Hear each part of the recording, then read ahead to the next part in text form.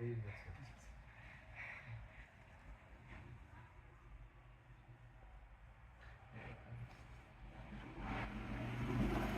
আমিন ভাই, এখানে এসে আপনার কেমন লাগছে? আমরা গতকালকে নবীনগর এসেছি। নবীনগর যখন আসছিলাম নদী দেখে দেখে আসছিলাম, এবং নদীটা যদিও সে আগের অবস্থায় নেই, কিন্তু নদীটা তো আর নদী। এত ভাল লাগছিল নদীর চারপাশটা, মানুষ, উন্মুক্ত প্রান্তর। তারপর আমরা গতরাতে নবীনগরের যে একটা নদীর পাড়ের একটা বাসস্থান, সরকারি বাসস্থান, ওখানে রাত্রি কাটিয়েছি। সকালবেলা আমরা এই পাঠাগারটিতে এসেছি। এই পাঠাগারটি হচ্ছে গুঞ্জন পাঠাগার। আমার পাশে স্বপন দাঁড়িয়ে আছে। শুনলাম যে 23 বছর ধরে তিলে তিলে গড়ে উঠেছে এই পাঠাগার, এবং এত সুন্দর তার সাজানো গোছানো জায়গাগুলো, স্পেস, অসাধারণ এক অভিজ্ঞতা। এবং আমি এত খুশি স্বপনের গুঞ্জনে এসে, যে আমার হৃদয়ের মধ্যে গুঞ্জরিত হচ্ছে একটা আনন্দ। আচ্ছা, কতদিন এটা কবে করেছো তোমরা? এটা হচ্ছে মার্চের 30 তারিখ 2004 সালে করা। এটা কারা এটা উদ্যোক্তা? এটা হচ্ছে সবার সহযোগিতা আমরা চেষ্টা করেছি। আগে আমাদের ঘরটি হচ্ছে একচালা ঘর ছিল, আর হচ্ছে 3টি বই ছিল মাত্র, এবং একটি বাঁশের র্যাক ছিল 130 টাকার। সেখান থেকে সবার ভালোবাসা আজকের এই জায়গায় আসে। জায়গাটা এসছে। তোমাদের সদস্য কতজন? আমাদের হচ্ছে উন্মুক্ত সদস্য, কোনো অর্থ নেওয়া হয় না বা কোনো একদম ফ্রি। আচ্ছা, সবাই এখানে আসে। জি। সকালে খুলো কটা? সকালে আমরা বিকেলে খুলি 3টা থেকে 6টা, আর শুক্রবারে পাঠচক্র হয়। আমাদের পাঠচক্রের 5-7 গ্রামের ছেলেমেয়েরা আসে, এবং হচ্ছে যে আমাদের এই রাতে যাদের হচ্ছে পড়ার ব্যবস্থা নেই ভালো বাড়িতে, তারা একেবারে চলে আসে এখানে, গুঞ্জনেই থাকে, গুঞ্জনেই পড়ে, গুঞ্জনেই খাওয়া দাওয়া করে। বাহ বাহ বাহ, গ্রেট। এটা তোমার পরিকল্পনা কি আরো কিছু করা, অনেক কিছু করা? মানে সবচেয়ে বড় পরিকল্পনা হচ্ছে যে এটার দ্বারা আমাদের অন্ধকার দূর করা, একটু আলোর সন্ধান করা। আচ্ছা, তো আমার ভালো লাগলো যে গ্রামের সবাই তোমার পাঠাগারের খবর জানে। আমরা যখন আসছিলাম তখন আমি বলছিলাম পাঠাগারটা কোন দিকে, সবাই দেখিয়ে দিচ্ছ এদিকে এদিকে। আপনাদের দোয়া। তার মানে এই গ্রামের সব মানুষ এই পাঠাগারটা ভালোবাসে। আমি মনে করি রেজা, যে এটা একটা অসাধারণ উদ্যোগ।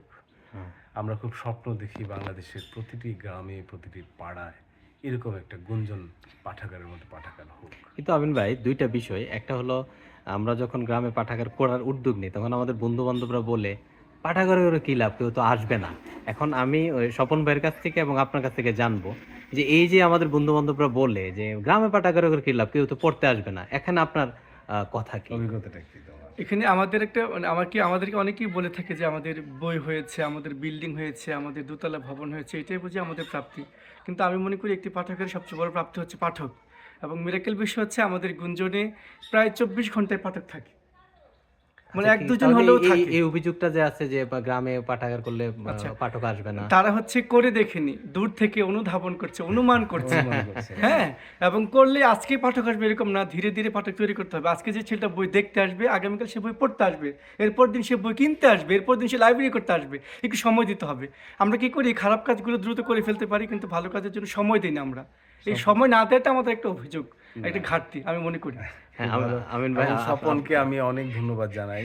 এবং বাংলাদেশে অন্ধকার আছে, কিন্তু অন্ধকারের মধ্যে আলো আছে। স্বপন এই গ্রামের মধ্যে আলো জ্বালিয়ে রেখেছে। এটা আমাদের সবার জন্য খুব অনুপ্রেরণা হবে। ধন্যবাদ। ডাকিলে সে আসে না, না ডাকিলে আসে, ভালোবাসে, ভালোবাসো বলিলে ভালোবাসে না, ডাকিলে সে আসে না,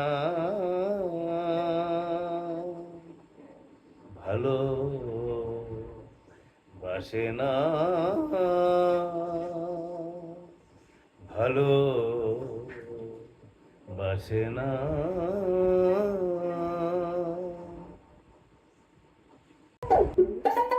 কাছে আসো,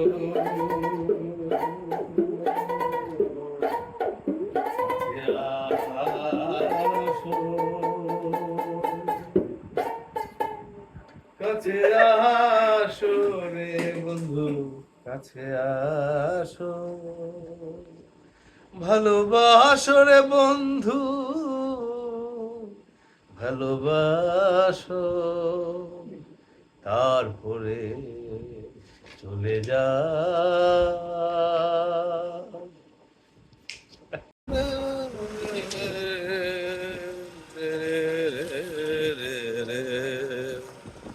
ডাকিলে সে আসে না, ডাকিলে সে আসে না, ডাকিলে সে আসে না, ভালো বাসে না, ভালো সে না, ডাকিলে সে আসে না, ভালো বাসে না, না ডাকিলে আসে। ছোট হয়ে গেল। সিনথিয়া তামান্না আবৃত্তি করছি সুনীল গঙ্গোপাধ্যায় রচিত কেউ কথা রাখেনি কবিতাটি। কেউ কথা রাখেনি, ৩৩ বছর কাটল, কেউ কথা রাখেনি। ছেলেমেলার গোষ্ঠী তার আগমনী গান হঠাৎ থামায় বলেছিল, শুক্লা দ্বাদশীর দিন অন্তরটুকু শুনিয়ে যাব। তারপর কত চন্দ্রবোক অমাবস্যা চলে গেল, কিন্তু সেই বৈষ্ণবী আর এলো না। 25 বছর প্রতীক্ষায় আছে। নানাবাড়ির মাঝি নাদের আলী বলেছিল, বড় হও দাদা ঠাকুর, তোমাকে আমি 3 প্রহরের বিল দেখাতে নিয়ে যাব। সেখানে পদ্ম ফুলের মাথায় সাপ আর ভ্রমর খেলা করে। নাদের আলী, আমি আর কত বড় হব? আমার মাথা এগোড়ে ছাদ ফুরিয়ে আকাশ স্পর্শ করলে তারপর তুমি আমার 3 প্রহরের বিল দেখাবে। একটু রয়েল করে কিনতে পারিনি কখনো। লাঠি লজেন্সে দেখিয়ে দেখিয়ে চষেছে লস্কর বাড়ির ছেলেরা। ভিখারির মতো চৌধুরীদের গেটে দাঁড়িয়ে দেখেছি ভিতরে রাস উৎসব। অভিরল রঙের ধারার মধ্যে সুবর্ণ কঙ্কন পরা ফর্সা রমণীরা কত রকম আমোদে হেসেছে। আমার দিকে তারা ফিরেও চায়। বাবা আমার কাজ ছুঁয়ে বলেছিল, দেখিস একদিন আমরাও। বাবা এখন অন্ধ, আমাদের দেখা হয়নি কিছুই সেই রাস উৎসব। ধন্যবাদ সবাইকে। গুঞ্জন পাঠাগারে আলাম। গুঞ্জর পাঠাগারটি হলো ব্রাহ্মণবাড়িয়া জেলার নবীনগর উপজেলার সুহাতা গ্রামে বা সুহাতা পুরসভার মধ্যে পড়ছে। এই পাঠাগারটা খুবই চমৎকার। আমরা সাধারণত বলি যে পাঠাগার তৈরি করলে গ্রামে পাঠক আসে না, কিন্তু এই পাঠাগারে কিন্তু প্রচুর পাঠক দিনে দিনে তৈরি হয়েছে, একদিনে তৈরি হয় নাই, ধীরে ধীরে অত্যন্ত সুন্দরভাবে তৈরি হয়েছে। এই পাঠাগারে এসে আমরা সবাই হরিণের নাভির কথা শুনছি, হ্যাঁ, যেটাকে বলে কস্তুরী নাভি বা মৃগনাভি। মৃগনাভিটা দেখাচ্ছি। স্বপন ভাই গুঞ্জন পাঠাগারের যিনি প্রতিষ্ঠাতা, উনি ক্রাউড ফান্ড নিয়ে ধীরে ধীরে গড়ে তুলছেন। এই হলো কস্তুরী। কস্তুরীটা আমি হাতে নিয়ে দেখাই।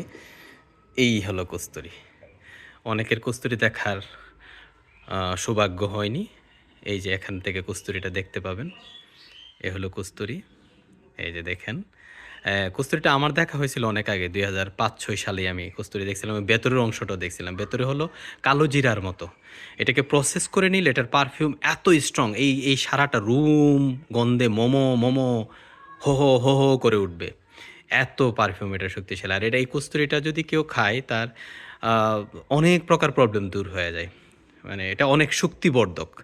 এটা খাইলে পানের সাথে দিয়ে সম্রাট আকবর খাইতেন, কারণ তখন ওনার অনেক স্ত্রী ছিল তো। আচ্ছা, এটা অনেক শক্তিবর্ধক। হরিণের নাভি এই যে দেখে নিলাম। তারপরে এই যে আরেকটা দেখাই। এই যে এটা হলো হরিণের নাভি বা মৃগনাভি যেটাকে বলে। এই যে দেখেন, এই যে মৃগনাভি, লোমশ। এবং হরিণের যখন এই নাভিটা হয়, হরিণ কিন্তু দিক বেদিক ছুটতে থাকে, কারণ গন্ধে মোমো করে ওঠে, গন্ধে মোমো করে ওঠে। এই গন্ধের কারণে হরিণ এক পাশ থেকে আর এক পাশ দিক বিদিক ছুটতে থাকে। গন্ধ হয়, ব্যথাও মনে হয়, কিন্তু হরিণ বুঝতে পারে না যে গন্ধটা কোত্থেকে আসছে। কিন্তু শিকারীরা ঠিকই বুঝে ফেলে যে এই হরিণটার মধ্যে মৃগনাভি আছে, তখন তাকে শিকার করে। আরেকটা দেখাই, এটাও মৃগনাভি, এটাও মৃগনাভি। 1 আউন্স পারফিউমের দাম অনেক বেশি। এই যে মৃগনাভির একটা এই যে লোমশ, লোমগুলো খুব যেমন হওয়া দরকার।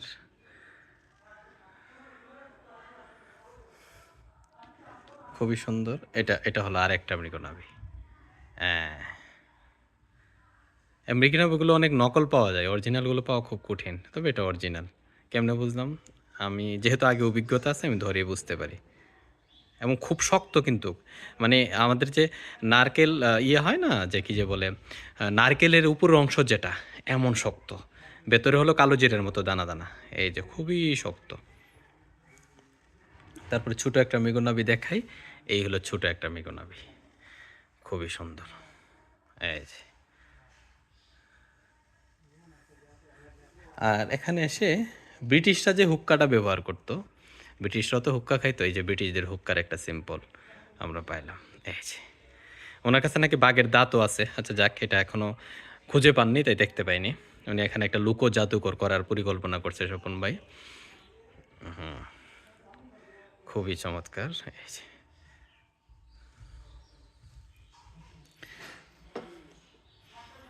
খুবই সুন্দর।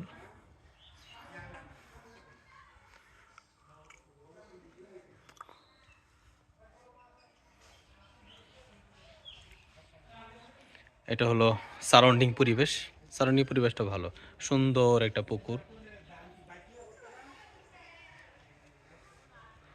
সুন্দর একটা জানালা, ট্রেনের জানালার মতো মনে হচ্ছে, তাই না?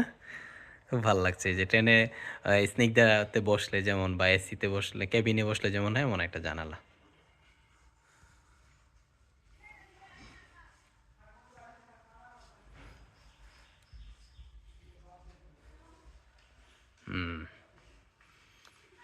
ডুপ্লেক্স, উপরেটা ততটা এখনো সজ্জিত করিনি, করবে। উনি এখানে বহু কিছুর সংরক্ষণে রাখছে। এই যে আগের দিনের বিসিআর, তারপরে এই যে এটা, তারপরে এটা, তারপরে এটা, এটা হরিণের, আর আগের দিনে যে লাইটটা ব্যবহার করতো, এটা হলো বিন। আর এটা হলো পালতোলা আদি বাংলার যে প্রধান শক্তি বাহন, নৌকা।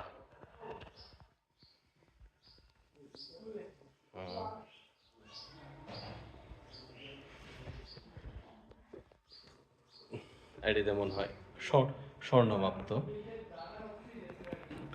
লোকজ ঐতিহ্য। এটা হলো ওই যে উস্তাদ আলাউদ্দিন দিখার উপরে সরুদ, উস্তাদ আলাউদ্দিন দিখা যে সরুদরা ব্যবহার করতেন, সেই সরুদরা। এটা ক্যাসেট, কি চমৎকার। আর এই যে এটা হলো আগের দিনের টিভি, খুবই সুন্দর। এই যে অনেক সুন্দরভাবে গড়ে তুলছে এটা। এই ক্যামেরাটা আমারও আছে, এই ক্যামেরাটা আছে আমার, ছোটকালে এই ক্যামেরাগুলো ব্যবহার করতাম। এখান থেকে যদি আমরা লাইব্রেরিটা দেখি, খুবই সুন্দর।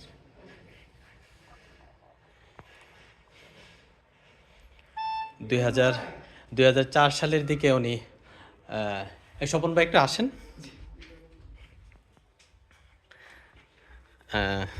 এই যে আমরা স্বপন ভাইকে পেয়ে গেলাম, যিনি তিলে তিলে সন্তানের মতো করে, সন্তান যেমন মাকে বড় করে, না মা যেমন সন্তানকে ধীরে ধীরে বড় করে, আবার সন্তানও মাকে বড় করে, দুইটাই। এখন আপনার যে এই যে তিলে তিলে গড়ে তুললেন স্বপন ভাই, স্বপন ভাইয়ের কাছ থেকে শুনবো এটা কিভাবে গড়ে তুললেন, কেন গড়ে তুললেন? এটা গড়ার উদ্দেশ্য ছিল মূলত, আমি ছোট সময় লেখালেখি করতাম একদম ছোট সময় থেকে। তখন থেকে ইচ্ছে ছিল যে লিখতে হলে তো বই পড়তে হবে, কিন্তু আমি বই পেতাম না। আমি ভাবতাম যে সমাজে আমার মতো আরও অসংখ্য ছেলে মেয়ে আছে যারা বই কিনে পড়তে পারে না, তাদের কথা চিন্তা করে যে আমি পড়বো এবং আমরা পড়বো, সেই চিন্তা থেকে মূলত গুঞ্জনের সৃষ্টি আর কি। পাঠক আসে, আমাদের অসংখ্য পাঠক আসে। এই যে ফ্রি ফায়ারের যুগে, পাবজির যুগে, তারপরে ক্ল্যাশ অফ ক্ল্যানের যুগে, এত এত ফেসবুক মিডিয়া রিলের যুগে পাঠক বই পড়তে আসে। আমাদের প্রচুর পাঠক আসে। আমাদের, আমি যদি বলি যে গুঞ্জনের সবচেয়ে বড় সফলতা হচ্ছে পাঠক সৃষ্টি এবং পাঠকের উপস্থিতি। বাহ বাহ বাহ। ভবিষ্যতে এই পাঠাগারটাকে কি পর্যায়ে দেখতে চান? এই পাঠাগারটাকে কী পর্যায়ে দেখার আগে আমার বড় স্বপ্ন হচ্ছে যে আমি চাই মানে আমাদের দেশের প্রতিটি গ্রামে, প্রতিটি পাড়ায়, প্রতিটি মহল্লায় সরকারি এবং বেসরকারি উদ্যোগে পাঠাগার গড়ে উঠবে। এতে কি আমি- হবে? এতে হচ্ছে আমাদের সমাজের যে অন্ধকার আছে, আমরা যে এখনো আদিম যুগে পড়ে আছি, আমাদের সাথে যে এখনো যে বর্বরতার পরিচয় পাওয়া যায় সেগুলো ঘুচে যাবে। হ্যাঁ, অর্থাৎ ফিউচার ইজ আনসার্টিন, বলা যায় না পৃথিবীর কি হয়, পৃথিবী ধ্বংস হয়ে যেতে পারে। এখন থেকে পৃথিবীকে যদি আমরা রক্ষা করতে যাই তাহলে আমাদেরকে আরো মানবিক হতে হবে, প্রাণবিক হতে হবে। প্রাণবিক হতে আর এটা বই পড়া ছাড়া উপায় নাই। উপায় নেই। সুতরাং জেনারেশনকে বই পড়ার দিকে আনতে হবে, আনলে জেনারেশন ধীরে ধীরে সুন্দর সুচিন্তা প্রত্যয়ী চিন্তা করতে পারবে, মানুষ এবং প্রকৃতির কল্যাণে জি। চিন্তা করতে পারবে। এটাই তো বলতে জি, চাচ্ছেন। জি। আর আপনি তো আরেকটা কথা বলতে চাইছেন যে কনসেন্ট্রেশন আসলে বসে থাকে না। হ্যাঁ। এরা যদি বই পড়ে তাহলে ফ্রি ফায়ার পাবজি এগুলো খেলবে না, আর যদি বই না পড়ে তাহলে ওই দিকে যাবে। না না, আমরা হচ্ছে যে এটা শুধু আমি স্টুডেন্টদের দোষ দিয়ে দিই, বা আমরা সবসময় নতুন প্রজন্মকে আমরা দোষারোপ করি, কিন্তু দোষটা তো আমার। হুম হুম। দোষটা আমার। আমি বাসায় গিয়ে কতক্ষণ মোবাইল টিপি, আমাকে দেখে তো সে, আমার সন্তান এটাই শিখছে। দেখতে হবে যে আমি কতক্ষণ বই পড়ছি। একদম একদম। হ্যাঁ, আমি কখনোই স্টুডেন্টদেরকে দোষারোপ করি না। আমি মনে করি যে এই দোষটা হচ্ছে আমাদের শিক্ষক, আমাদের বাবা, আমাদের যারা গার্ডিয়ান। আমাদের গার্ডিয়ানশিপে প্রবলেম, জি। আমাদের প্যারেন্টিং এ জি, প্রবলেম। জি। আপনি যে বলছেন যে আমাদের ছেলেমেয়েরা অমানুষ হচ্ছে, মানুষ হচ্ছে না, তারা ফ্রি ফায়ার খেলছে বা বিপদগ্রস্ত হচ্ছে, আপনি তাদেরকে সুপথে আনার জন্য কি চেষ্টা করেছেন হ্যাঁ, এটা আগে দেখতে রাইট হবে। রাইট, এটা আগে দেখতে হবে যে আমি আসলে চেষ্টাটা কি করছি। কি করেছি। স্বপন ভাই, একটা বিষয়, এই যে কস্তুরীর মতো বিশাল সংগ্রহশালা আপনার, এই কস্তুরীটা কোত্থেকে সংগ্রহ করলেন? এটা হচ্ছে আমার ছাত্র দিয়েছে, তার দাদা ছিল হচ্ছে বন অধিদপ্তর চাকরি করতো, সেখান থেকে তিনি সংগ্রহ করতেন শখের বসে, সেখান থেকে আনা। এবং আমাদের বাঘের দাঁতও আছে উপরে, আমি বের করেছি আপনার জন্য। বাকির দাঁত আছে? আচ্ছা আচ্ছা, খুবই অসাধারণ। আমরা এখন আর এটা হচ্ছে ব্রিটিশদের ব্যবহৃত হুক্কা। এটা কোত্থেকে আনছেন? এটা হচ্ছে আমরা মানে তথ্যটা বলা যাবে না। আচ্ছা আচ্ছা আচ্ছা আচ্ছা, ঠিক আছে ঠিক আছে, চলেন বাঘের দাঁতটা, স্বপন ভাই, বাঘের দাঁতটা একটু নিচে নিয়ে আসেন, আমি ভিডিওটা করে উপরে যাব। হ্যাঁ, স্বপন ভাই বাঘ সংগ্রহ করে নেয়, বাঘের দাঁত সংগ্রহ করছে, বিষয়টা সুন্দর, খুবই সুন্দর। আসলে বই সংগ্রহ যারা করে, তো বই তো অনেক শক্তিশালী, সব কিছুর যে শক্তিশালী, যারা বই পড়ে তারা সব কিছুর চেয়ে শক্তিশালী, তারা মানুষকে মানুষ হিসেবে মূল্যায়ন করতে পারে। এই হলো বাঘের দাঁত। স্বপন ভাই বাঘ আর দাঁত নিয়ে নামতেছে, খুবই সুন্দর, চমৎকার। এলো বাঘের দাঁত। এটা প্লাস্টিকের কি না, রিয়েল? অরিজিনাল। এই যে আমি ধরে দেখলাম এটা রিয়েল, যদিও আমার বোঝার ক্ষমতা নাই। খুবই চমৎকার স্বপন ভাই, আপনাকে অনেক ধন্যবাদ। আর এখানে এখানে আসার ওয়েটা বলে দেন, কিভাবে আসবে? এটা হচ্ছে ব্রাহ্মণবাড়িয়া নবীনগর, ব্রাহ্মণবাড়ি থেকে নবীনগর, নবীনগর থেকে হচ্ছে অটো ভাড়া কত টাকা লাগবে, সোহাতা মোড় বললেই চলে। হ্যাঁ, দেখে দিন। ব্রাহ্মণবাড়ি থেকে তো আসার সরাসরি সিএনজি ব্যবস্থা হ্যাঁ, আছে, আচ্ছা আচ্ছা। এবং ঢাকা থেকে ফেরিঘাট দিয়ে আসতে সর্বোচ্চ 2 ঘন্টা লাগবে। বাঞ্ছারামপুর দিয়ে। হ্যাঁ। আচ্ছা, ধন্যবাদ।